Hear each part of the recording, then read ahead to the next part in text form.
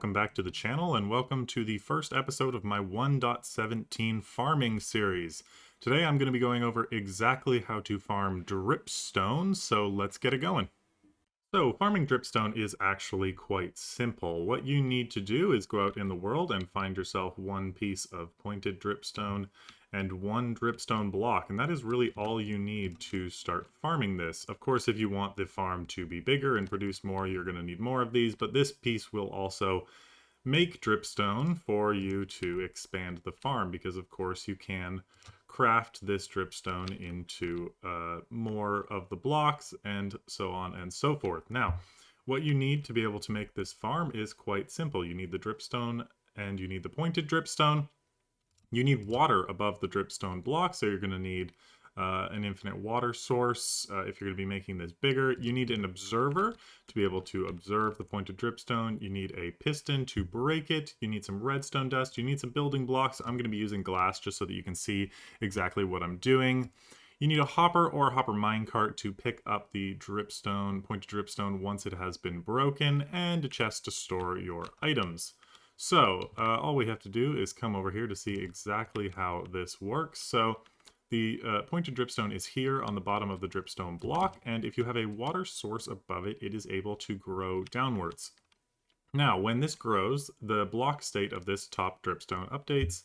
It lights up this redstone, powering this block, pushing this piston out, breaking the dripstone. So I can give you an idea of what that looks like here. So when this fires, everything changes and it's able to break it off. So every time that grows, you will get a dripstone appearing down below. Now, this is one module of this farm, and considering how slowly dripstone actually grows, you're going to want more than one module. So over here, I have built up a design that uses 15 modules. Now, this is probably about as wide as you want to go in a block, because that's how far redstone travels, is 15. So right now you would see if this one here were to grow, the entire line breaks. So I just have a few observers in here at the moment, but you could have as many as you want. So this is very, very easy to set up. Let me show you. So all you need to do is create your blocks of dripstone, 15 long, 1, 2, 3, 4, 5, 6, 7, 8, 9, 10, 11, 12, 13, 14, 15.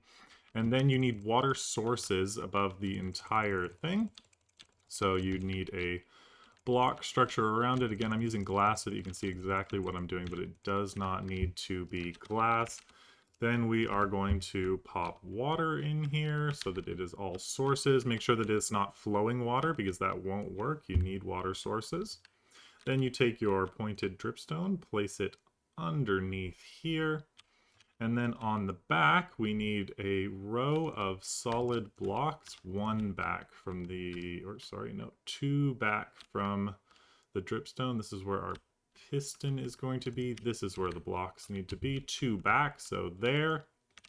And then once that is all the way along, we will get our pistons and observers set up. So you need to be able to observe this here. Now, what I've done over there is use 3 of these, one on each end and one in the middle. You can use as many or as few as you like. It'll just be a little bit more efficient, slightly, the more that you use.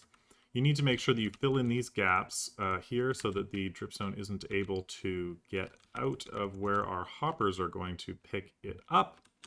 And then you need to put some redstone dust along the back here. And then the last thing that we need to do is place our pistons in the front. This is now a working farm. Every time one of these grows downwards, they will get broken off. The last thing that we need is a way to pick this up. So come down along the bottom, and the way that I have been doing this is just with hoppers like this. So you can place them facing into each other so that it is a line going out the end, just like this. And there we go, and then you just need a chest down at the end to collect it all. Now this is totally functioning. The other way that you can do this is with rails, powered rails, and a hopper minecart. So you can put rails along underneath here, so you'd have to go one down and send a hopper minecart back and forth and empty it into a chest if you don't have the resources for the hoppers. So that is also an option. And then the very last thing that you want to do is you want to make sure that this is totally closed in with blocks. This is so that when the piston pushes across, it doesn't shoot the pointed dripstone out of the farm, and they are all trapped by the hoppers. And that is the farm complete. So this is super easy to be able to farm. You want this quite close to where you're going to be, because dripstone does not grow very quickly. Each one will grow down once approximately every 5 Minecraft days. So if I now speed this up, you can see game rule random tick speed. If I speed this up to 10,000, you will see that this works quite efficiently.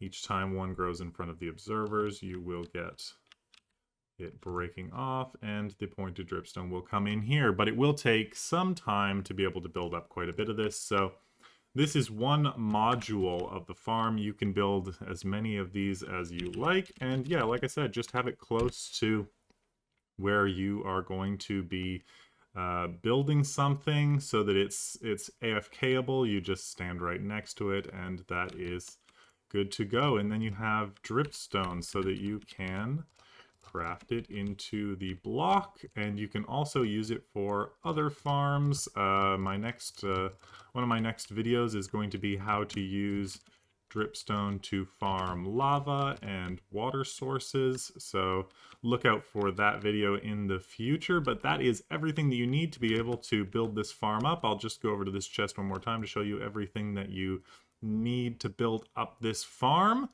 But thank you so much for watching, and I will see you in the next 1.17 farming series video. Bye.